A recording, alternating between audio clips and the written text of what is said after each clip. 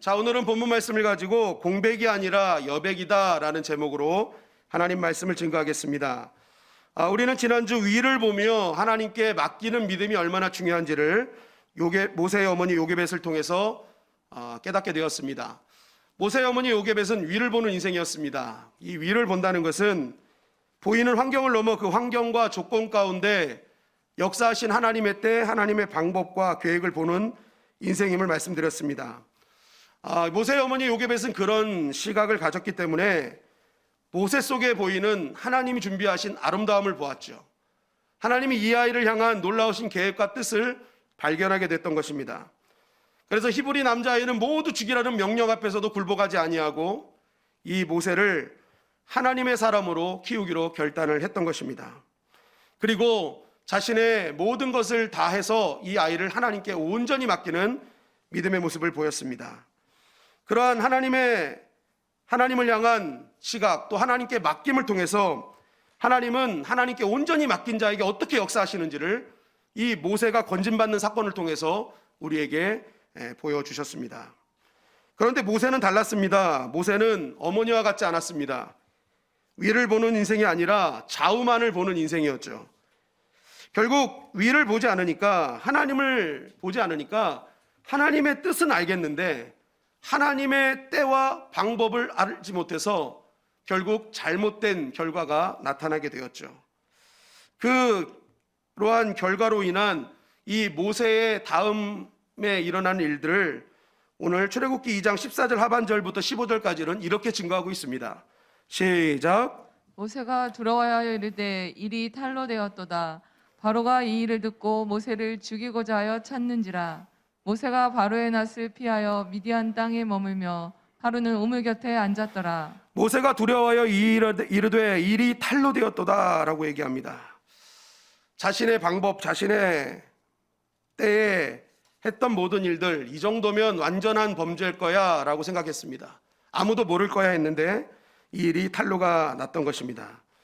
이 일이 탈로 나자 이 일이 바로의 귀에 들어가고 바로는 모세를 죽이고자 했던 것이죠. 여기서 탈로가 났다는 것은 모세가 사람을 죽였다라는 일이 탈로 난 것을 말합니다. 그리고 한 가지는 더 중요한 것은 모세가 애굽 사람이 아닌 히브리 사람이었음을 탈로가 났던 것이죠. 당시 이 바로, 이 지금 왕은요, 히브리 아이라면 치를 떠는 사람입니다. 막 부들부들 떨던 사람이에요. 그런데 이 왕의 귀에 뭐가 들어갔어요? 모세가 히브리 사람하고 애굽 사람이 있는데 애굽 사람을 때려 죽였다는 거예요. 알고 봤더니 이 모세가 어릴 때부터 몰래 키우던 히브리 남자였다 깨달은 것입니다. 그러니까 여러분 생각해보세요. 바로가 얼마나 분노했겠습니까? 이게 히브리인이었어? 그리고 그동안 40년 키워줬으면 감사해야지 배은망덕하게 애굽 사람을 쳐 죽여? 이거 가만두면 안 되겠구나 해가지고 바로는 엄청난 분노에서 이제 모세를 죽이고자 했던 것입니다. 이 소식을 접한 모세는 바로 왕을 피해서 미디안 땅으로 도망가게 된 것이죠. 우리 미디안이 어디에 있는지 한번 지도를 보실까요? 보시면은 여기가 이제 고센 땅, 여기 히브리 사람들이 있었던 땅이죠. 여기가 전체가 애굽입니다. 이게 나일강 줄기들이고요. 그런데 모세가 도망간 미디안은 바로 여기 있습니다. 굉장히 멀리 도망갔죠. 도망을 가도 이렇게 멀리 도망갑니다. 도망을 얼마나 무섭고 두려웠으면 이렇게 도망을 갔을까. 궁전에서만 40년 살던 모세. 어떻게 보면 미디안은요, 생명부지의 땅입니다. 이거 뭐 어떻게 해야 할지, 무엇을 해야 할지, 어디로 가야 할지 전혀 모르는 그러한 장소에 모세가 도망간 것입니다. 얼마나 앞길이 막막했을까요? 아무것도 할 수 없는 자신의 그런 처지들을 보면서 막막했을 것입니다. 그러나 하나님은 모세를 하나님의 뜻과 계획이 있어 그를 나일강에서 건지셨잖아요. 그래서 하나님은 미디안으로 도망갔다 해서 모세를 버리시지 않았습니다. 그곳에서도 역시 하나님의 방법대로 모세를 케어하셨습니다. 출애굽기 2장 15절 하반절부터 17절 말씀입니다. 시작. 미디안 땅에 머물며 하루는 우물 곁에 앉았더라. 미디안 제사장에게 7달이 있었더니 그들이 와서 물을 길어 구유에 채우고 그들의 아버지의 양떼에게 먹이려 하는데 목자들이 와서 그들을 쫓는지라 모세가 일어나 그들을 도와 그 양떼에게 먹이니라. 자, 미디안에 머물 때 하루는 우물가에 앉았습니다. 근데 그때 마침 미디안의 제사장 딸들, 자, 이드로죠. 나중에 이드로입니다. 딸들이 와서 아버지 양떼의 물을 먹이려 했어요. 그런데 다른 남자 목자들이 와서 이걸 방해한 겁니다. 어디서? 하면서 방해한 거예요. 모세는 왕궁에서 무예를 배웠습니다. 그래서 어떻게 해요? 이 사람들을 한 방에 다 처리한 것입니다. 한 방에 처리하고 나서 이 미디안 제사장 딸들이 양떼에게 물을 먹일 수 있도록 해준 거예요. 이 일로 인해서 어떡합니까? 이 제사장 딸들이 자신의 아버지로 모세를 데리고 가서 이 모세는 거기에 딸들 중에 십보라와 결혼하게 됩니다. 그래서 아내를 삼고 거기서 게르솜이라는 첫째 아들을 낳게 됩니다. 하나님께서는 미디안에 도망간 모세였지만 하나님께서는 이 모세를 계속적으로 함께하고 계셨던 거예요. 그래서 이 미디안에 도착해서 가정을 꾸리게 하시고 그 가정을 통해서 모세가 뭐예요? 그곳에서 정착하며 살 수 있도록 인도해 주셨다는 것입니다. 그런데 이렇게 이제 미디안에 들어가서 살게 된 모세가 하나님의 음성을 듣고 애굽에 있는 자신의 백성을 구원자로 서기까지 이제부터 40년이라는 시간이 필요하게 됐다는 거예요. 그래서 출애굽기 2장과 출애굽기 3장은 40년이라는 갭이 있었다는 것입니다. 한번 보십시오. 하나님께서 만약에 모세를 사용하시기로 건지셔서 맘만 먹으시면 바로 사용하실 수 있었거든요. 오히려 조금 더 힘이 있을 때, 남자 나이 40, 이 가장 힘이 있고 막 뭔가 도전하고 진취적인 나이 때 그때 시켰어도 되는데 하나님은 오히려 40년이라는 시간의 갭을 두시고 40년 이후에 모세를 사용하셨다는 것입니다. 그렇다면 왜 하나님은 모세를 바로 쓰시지 않고 이 40년이라는 갭을, 이 시간을 이렇게 허용하신 것일까? 첫째는요, 모세의 힘 빼는 시간이었다는 것입니다. 모세는요, 요게벳의 젖을 먹으면서 젖을 뗄 때까지 너를 향한 하나님의 뜻이 이거야 하면서 하나님의 뜻을 알았잖아요.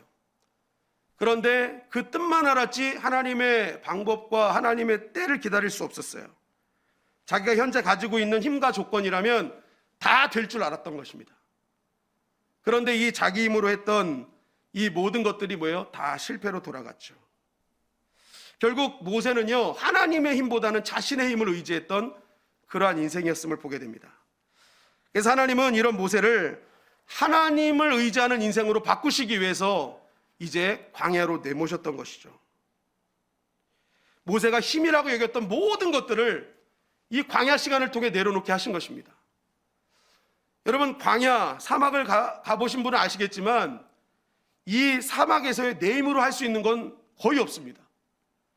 여기서 살 수 있는 방법은 하나님밖에 없구나라는 것을 깨닫는 곳이 광야요, 사막이었던 거예요.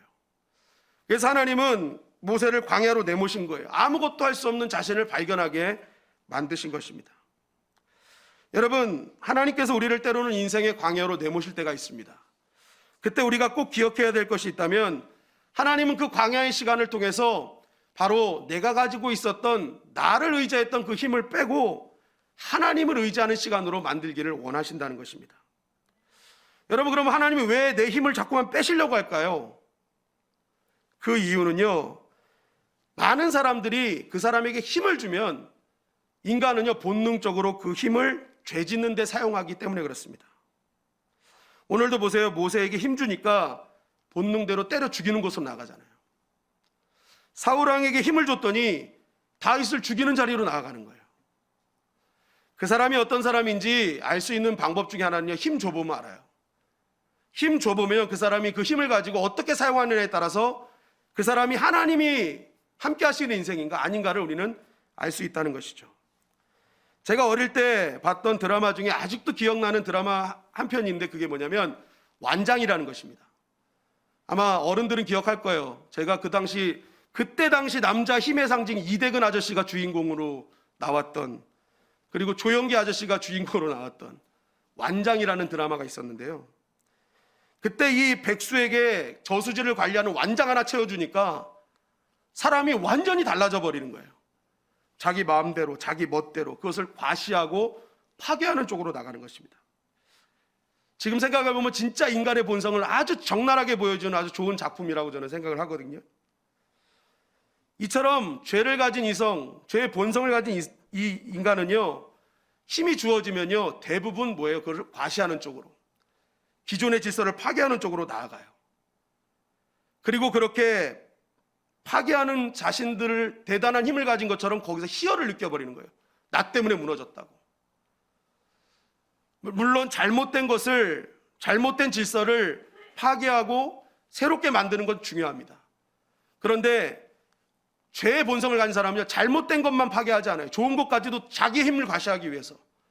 내가 이런 사람이야 알려고 자꾸만 뭐예요? 힘 생기면 그러한 쪽으로, 죄성으로 나아가기 때문에 그렇죠. 결국 그것이 뭐예요? 자기를 교만하게 만들어버리는 것입니다. 그런데 교만은 어떻게 해요? 하나님이 가장 싫어하는 것이고 패망의 선봉이거든요. 그래서 하나님은 어떻게든지 하나님의 백성을요, 패망하지 않도록 교만의 자리에서 내려오게 하시는 거예요. 자기의 힘 빼고 하나님의 힘을 의지하는 겸손한 자리로 하나님이 인도해 주시는 것이죠. 여러분, 사막을 자동차로 횡단하는 전문가들이 꼭 이야기하는 것 중에 하나가, 사막을 차로 횡단할 때는 이 한 가지만 지켜도 된다는 거예요. 그것은 뭐냐?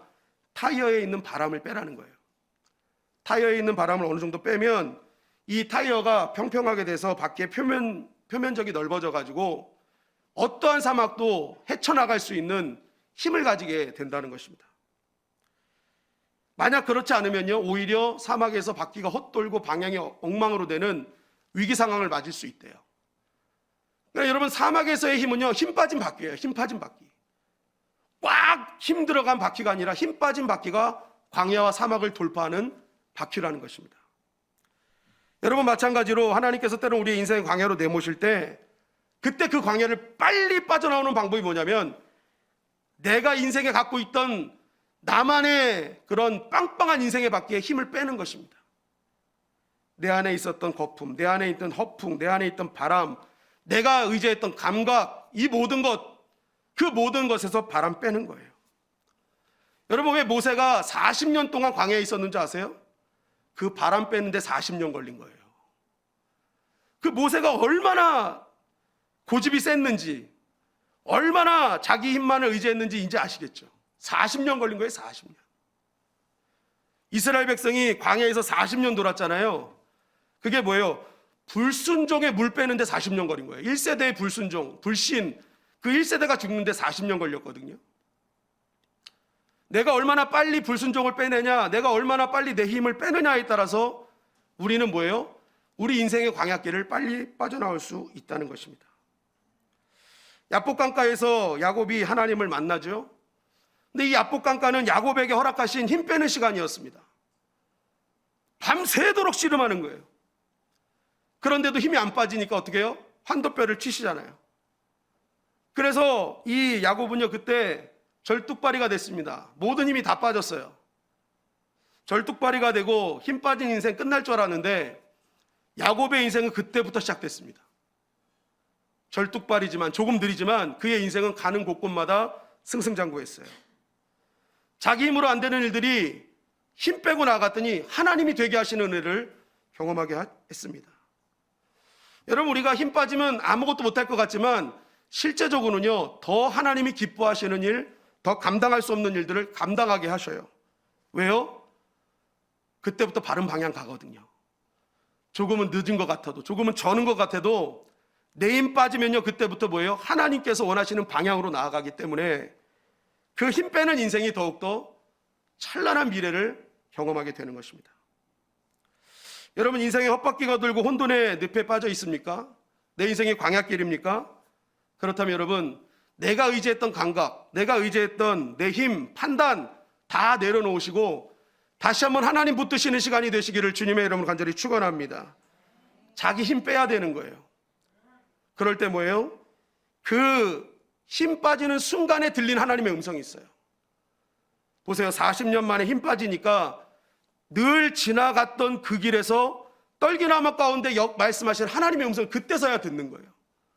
하나님이 그때만 말씀하셨을까요? 저는 아니라고 생각합니다. 늘 일상 속에서 하나님이 말씀하고 계셨어요. 그런데 힘을 안 빼니까 들리질 않는 거예요.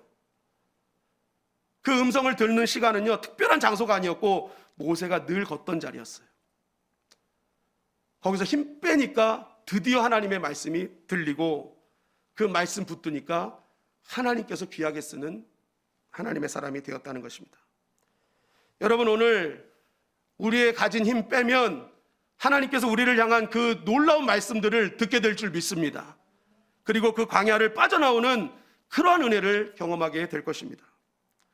둘째로, 왜 하나님은 40년 동안 광야에 남겨두셨느냐? 한번 따라할까요? 광야 전문가. 광야 전문가. 네, 광야 전문가 만드시기 위함이었습니다.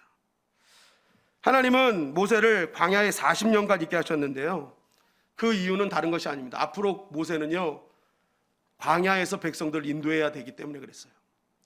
40년간을 이제 광야길을 인도해야 될 지도자가 되어야 됐기 때문에 이 모세를요, 광야에서 40년 동안 있으면서 전문가로 만드신 것입니다.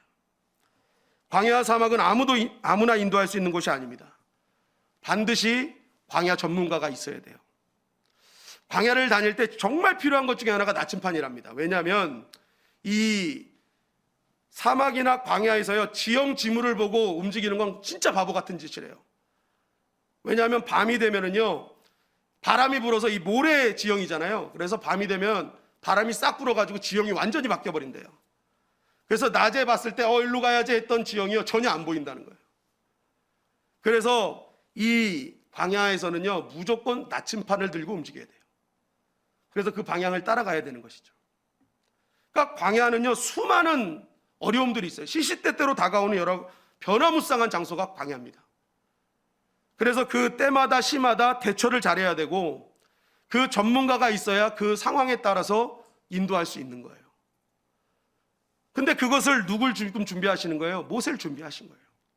40년간 광야에 있으며 그 시시각각 변하는 광야의 현상들을 직접 몸으로 체험케 하시고 준비하고 계셨다는 것입니다.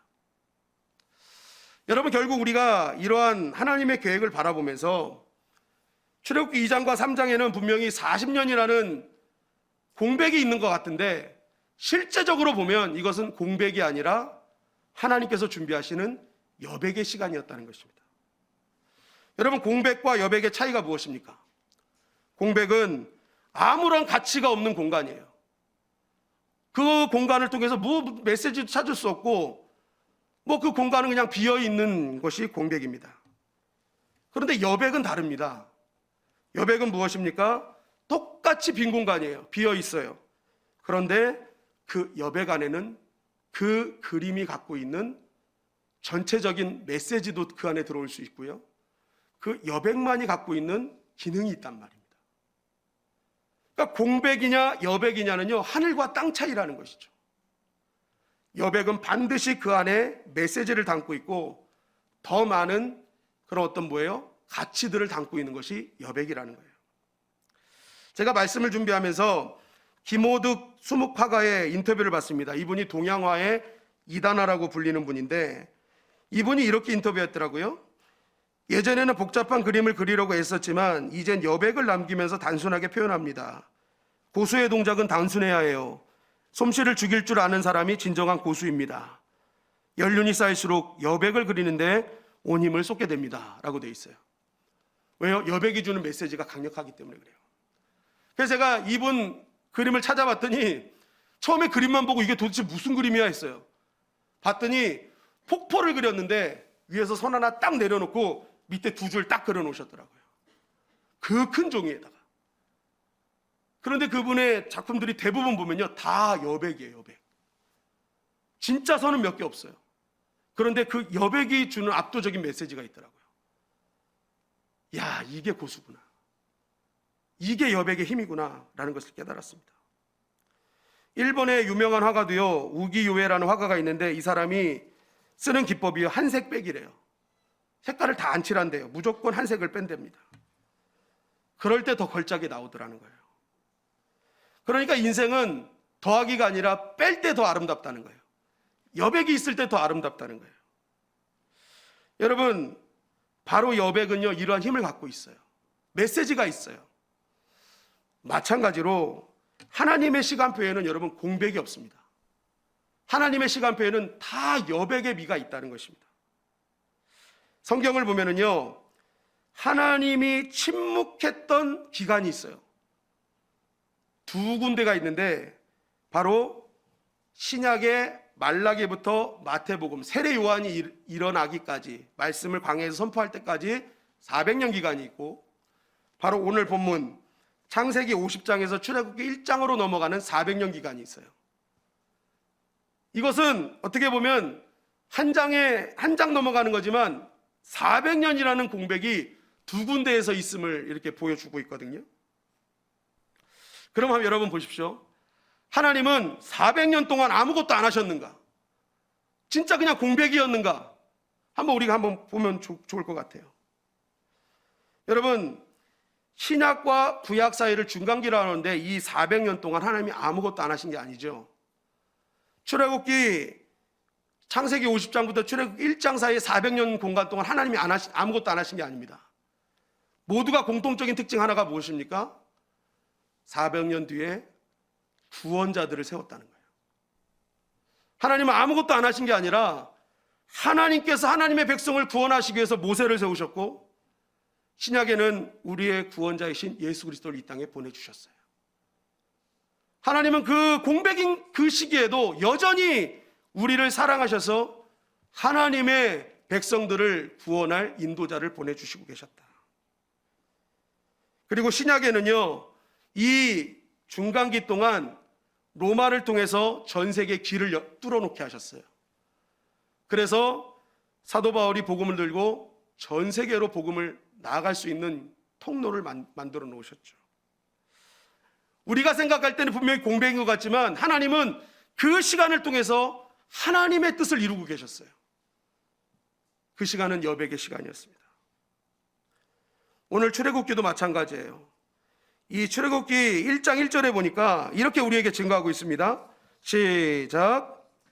야곱과 함께 각각 자기 가족을 데리고 애굽에 이른 이스라엘 아들들의 이름은 이러하니. 자, 출애굽기 1장 1절에서는요, 이 70명으로 들어간 이스라엘 백성들의 아들들 이름을 얘기할 정도로 이제 숫자가 많지 않죠?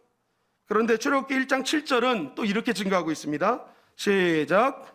이스라엘 자손은 생육하고 불어나 번성하고 매우 강하여 온 땅에 가득하게 되었더라. 출애굽기 1장 1절에서 아들들로 시작했던 이스라엘 백성들이요, 이제는 7절에 와서 자손이 돼버렸어요. 한 명 한 명 거명하기도 힘든 생육하고 불어나 번성한 자손이 됐어요. 400년의 시간 동안 하나님은 일을 하지 않으신 게 아니라 70명으로 들어갔던 이스라엘 백성들을 생육하고 번성하도록 하나님이 일하고 계셨어요. 창세기 15장 13절부터 16절 상반절은 우리에게 이렇게 증거합니다. 시작. 여호와께서 아브라함에게 이르시되 너는 반드시 알라. 내 자손이 이방에서 객이되어 그들을 섬기겠고 그들은 400년 동안 내 자손을 괴롭히리니 그들이 섬기는 나라를 내가 징벌할지며 그 후에 내 자손이 큰 재물을 이끌고 나오리라.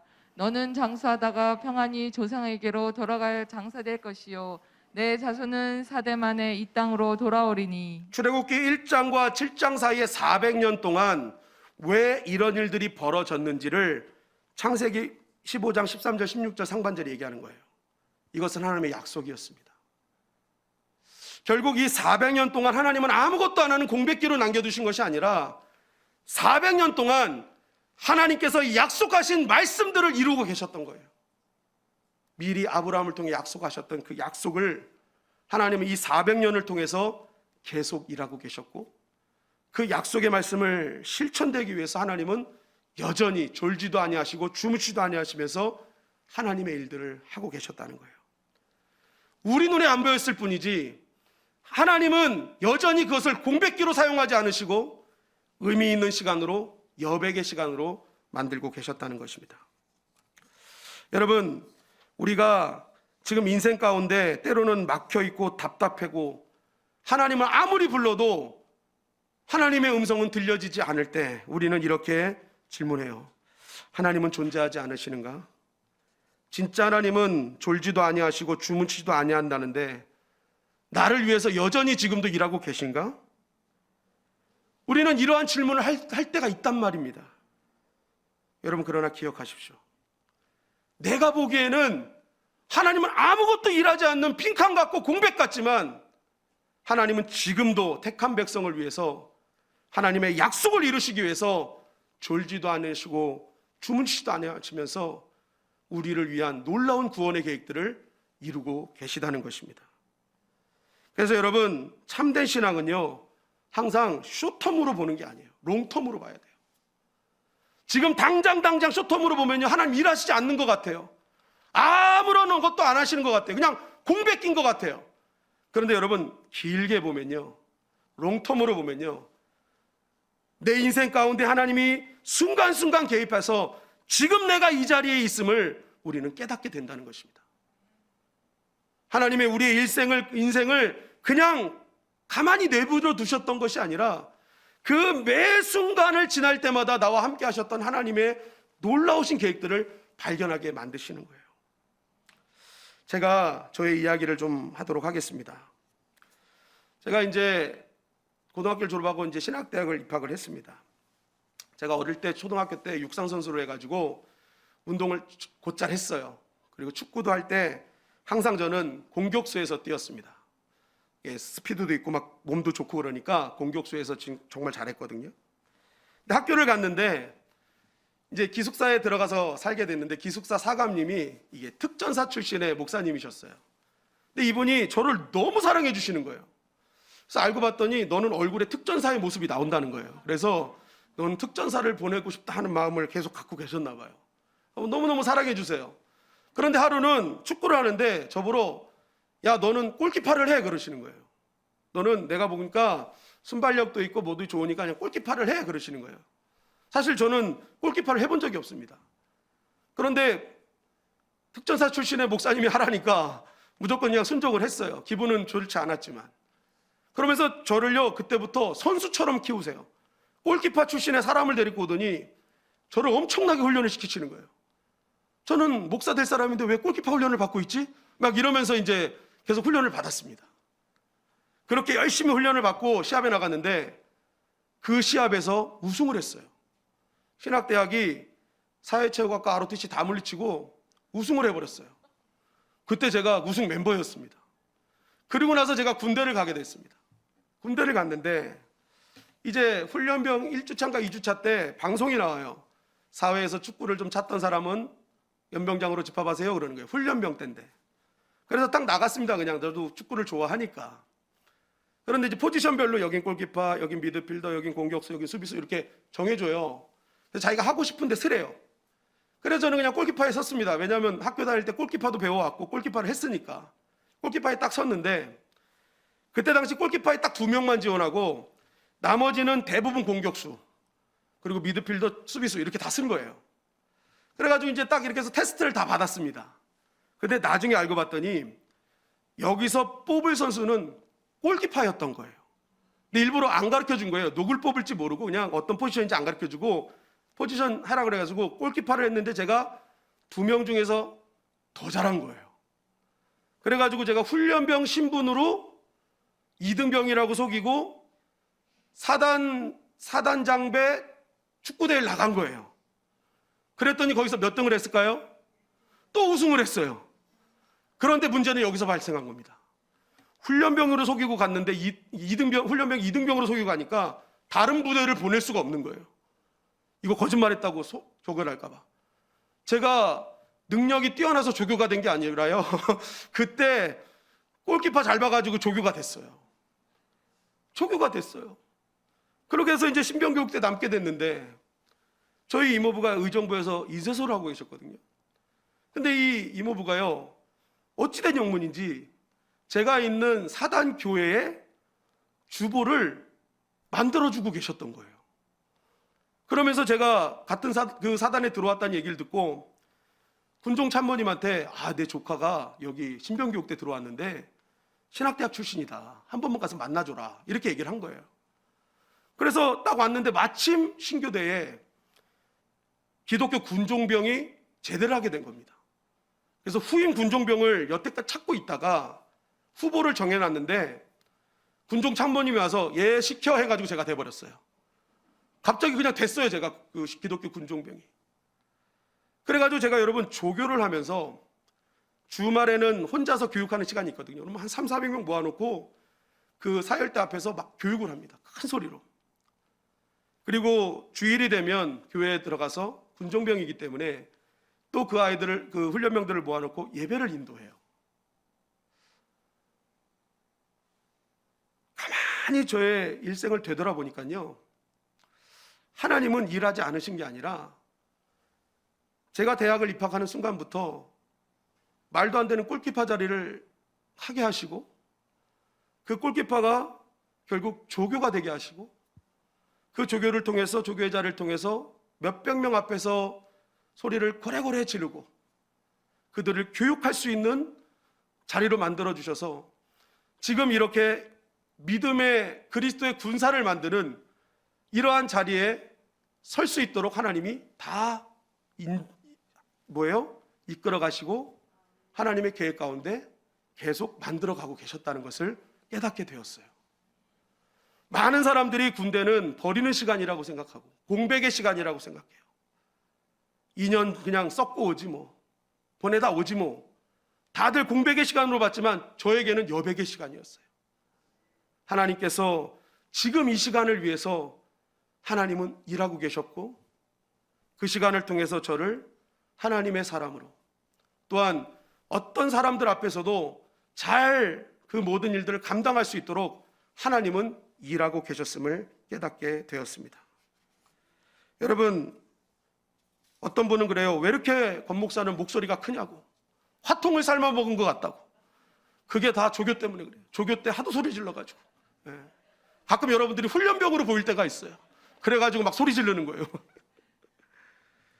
여러분, 우리 인생의 때로는 하나님의 응답도 안 하시고 뭔가 일하지 않으시는 것 같고, 도대체 진짜 하나님은 계시는가? 어떻게 이렇게 나를 이렇게 둘 수 있는가? 라는 그 시간에도 하나님은 빈칸과 공백으로 남겨주신 하나님이 아니라는 거예요. 여전히 우리의 인생을 앞으로 더 찬란한 미래와 하나님께서 모세와 같은 하나님의 사람을 만들기 위한 여백의 시간으로 하나님은 일하고 계시다는 것입니다. 그렇기 때문에 지금의 여러분들의 하루하루가 결코 여러분 헛된 시간이 아닙니다. 그 시간, 비록 아프고 어려운 시간일지라도, 광야의 순간일지라도 하나님은 그 시간을 통해서 나의 모든 것을 만들어 가시고 준비하고 계시다는 거예요. 여러분, 그렇다면 오늘 광야 같은 인생을 걷는 우리가 해야 될 일은 무엇이겠습니까? 첫째는 우리 인생에 내 감각대로 살아왔던, 내 판단대로 살아왔던 내 안에 들어있는 나의 힘, 빵빵한 인생의 타이어의 힘을 빼는 것입니다. 하나님이 나를 인도하신다. 하나님은 졸지도 아니하시고 주무시지도 아니하고 나의 인생을 공백기로 만들지 않으시고 여백의 미로 아름답게 만드시는 그 하나님이 나의 하나님임을 믿으며 오늘도 그 하나님 붙잡는 그러한 믿음의 시간으로 삼아야 될 줄 믿습니다. 여러분, 여백을 만드시는 하나님을 기억하시고 오늘 이 시간 다시 한번 그 주님 붙드시고 힘을 얻고 일어나는 저와 여러분들이 되시기를 주님의 이름으로 간절히 축원합니다.